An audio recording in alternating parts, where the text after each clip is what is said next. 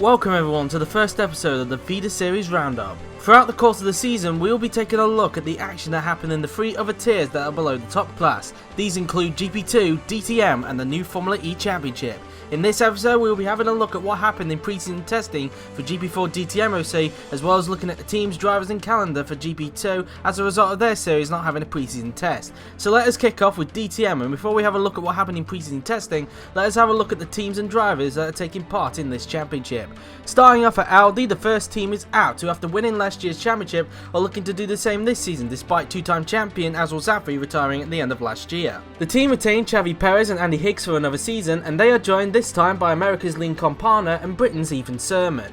Next up is App's sister team App Sport, who retained the services of Irishman Sean Grant after his victory at the end of last year. For this year though, he is joined by rookie Carlos Barton, who is determined to make an impression. The final Audi team on this list is Team Phoenix, who go into the season fielding two new rookies. These are Poland's Darius Kowal and Ireland's Kian Byrne. Moving on to BMW, and starting off for them is M-Tech. The team retained Owen Carpenter for another year despite struggling in 2013, and with Jordi Vermeulen moving up the ladder, he has left a former Williams driver, now test driver for the team Roland Motrin, who makes the switch to DTM to fill the void. The most talked about team on the whole grid though is RBM, who have two familiar drivers filled in their lineup. Their drivers are former Mercedes race driver, now test driver George Roque, and he is joined by the returning Viggo Holst, who retired after the Canadian Grand Prix last year in the top class.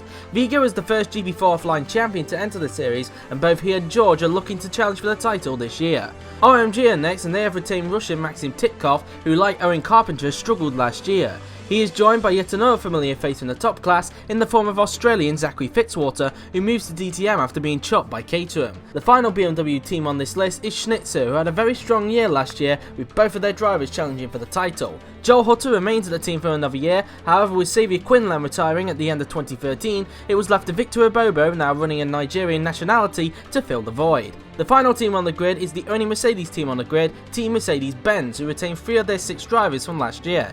These are Michael Motta and Rens Jans, who both challenged for the title last year, and Robin Kierles, who had a great end to last year. The team have recruited 3 drivers to their team to partner alongside Michael Rens and Robin, and these drivers are German Nicholas Sorbach, who returns to DTM after spending a year in GP2, Hungarian Balint Zolga, who moves from the Team Phoenix Audi team after challenging for the title last year, and a returnee to the GP4 OC fraternity, Irishman Evan Byrne, who was last seen in the top class in the German Grand Prix of 2012. Before anyone asks, he is not related to fellow Irishman Kian Byrne. So they are the fill for DTM in 2014. Now let's have a look at the 2 days of pre-season testing, and here to cover it is our DTM narrator, Francesco G.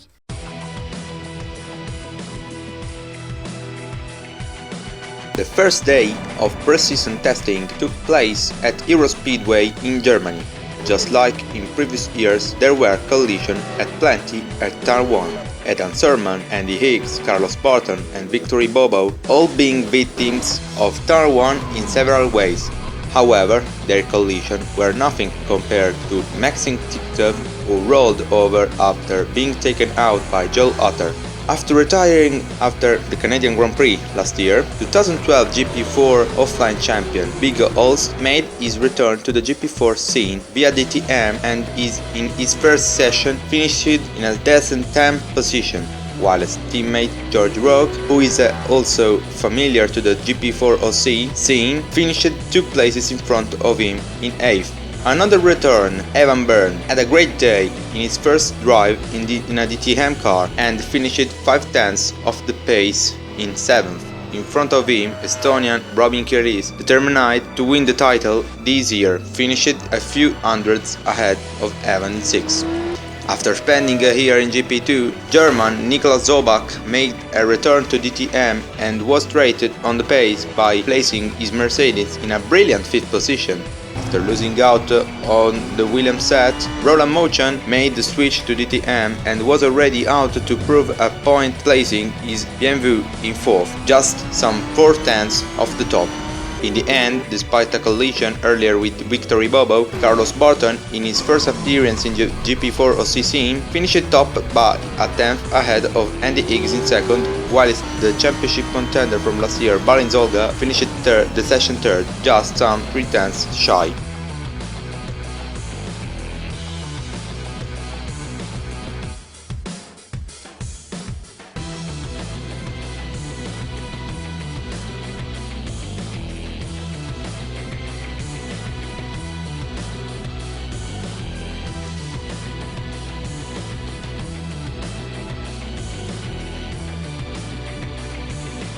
The final day took place at the renamed Circuit de Barcelona Catalunya track in Spain. There was no collisions like there was in Eurospeedway, so we could see some clean driving. The only bit of drama to come from the test was from the Hungarian Balin Zolka, who after a good day in Lowsitz blew up his engine with his Mercedes coming to a halt just inches from the pit lane entrance. He went back out in the spare car, but only managed a dismal 18th. After a decent-day one, Vigo Holst would have a nightmare in Spain, finishing dead last, being some 1.2 seconds off the pace, leaving the Dane to figure out what went wrong. After a tricky day at Eurospeedway, Monza winner from last year, Sean Grant, bounced back in Barcelona to place his Audi in 8th place in the session. 2010 DTM champion Renry Jans, determined to become the second ever two-time champion in DTM, also bounced back from day one to finish the day in front of Grant in 7th, some 3/10 off the pace. New Audi Sport recruit Carlos Barton continued his good form from the previous day. Although he didn't finish the day top, he did finish 3/10 off in 6th, showing that he could get into the mix during the course of the season. Former Caterham driver and current Toro Rosso test driver Zachary Fitzwater was out just like Roland Mouchon to prove a point in his transition to DTM. Whilst day one wasn't anything to go by, the Australian had a good running at Barcelona, ending the day in 5th place. Also being a happy camper was Hector Bobo. Changing his nationality from British to Nigerian, he put in a good day's work at Barcelona and finished the day just a few hundreds outside the top 3 in 4th. At the end of the day, Michael Mocho, who competed for the title last year despite not taking a win, finished the day at the top of the standings by just over a tenth ahead of Irishman Eoin Carpenter, whilst Nicola Zoba in his return continued his good progress to finish the day just under 2/10 behind Michael in 3rd.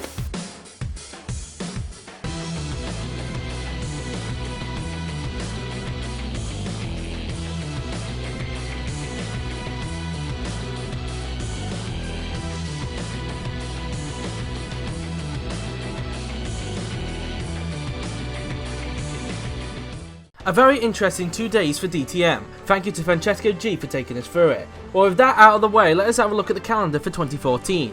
There is a calendar increase for 2014 as a result of a new edition being added. The calendar is in the same order as it was last year, with the season kicking off again at the current layout of Hockenheim for DTM's first of 3 visits to Germany before heading off to the Brno circuit in the Czech Republic. Then the teams will head to Turkey for the Istanbul Park circuit before heading to the Circuit de Barcelona Catalunya in Spain.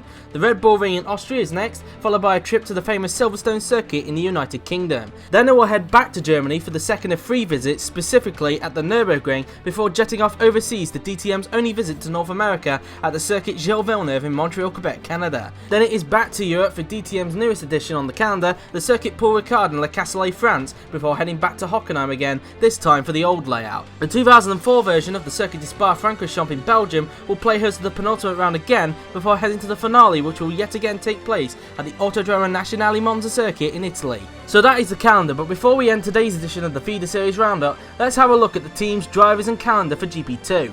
Campos have the services of Jamie Griffiths and Tim Verhoeven Strate, Dams have the returning Luca Farina and rookie Isaac Verschoor, Rapex retains Snezana Radovodovic and she is joined by Polish rookie Bartosz Klos, Arden have Andrea Videri and Thomas Pascal, Racing Engineering have Tai Turavi Nauterion and Paolino Tomaselli, ART have Paolino's brother Lorenzo Tomaselli, who is joined by Matthias Terwick, MP Motorsport have Jordi Vermeulen and Lucas Krebs, Caterham Racing have retained Joel Dyer and he is joined by Etienne Jones, Carlin have the services of Alessandro Della Valle and Gabriel Gomez, who enters his record-breaking 7th season in GP2, Russian Time retain Henry Watzel and Daniel Macamo, and defending champions Trident have Daniel Adventure and a returning Nicolas Pascali. In terms of the calendar, Sakhir will kick off the season, followed by Barcelona 2 weeks later. The Red Bull Ring will host its second GP2 race for round 3, while Silverstone plays host to round 4. Hockenheim then follows, with Budapest straight after that, then a trip to Belgium and the famous Spa-Francorchamps circuit. Monza is round 8, with the next 3 races still yet to be announced as a result of the public voting for the standalone races this year, which will hope to have confirmation by the next edition of the Feeder Series Roundup.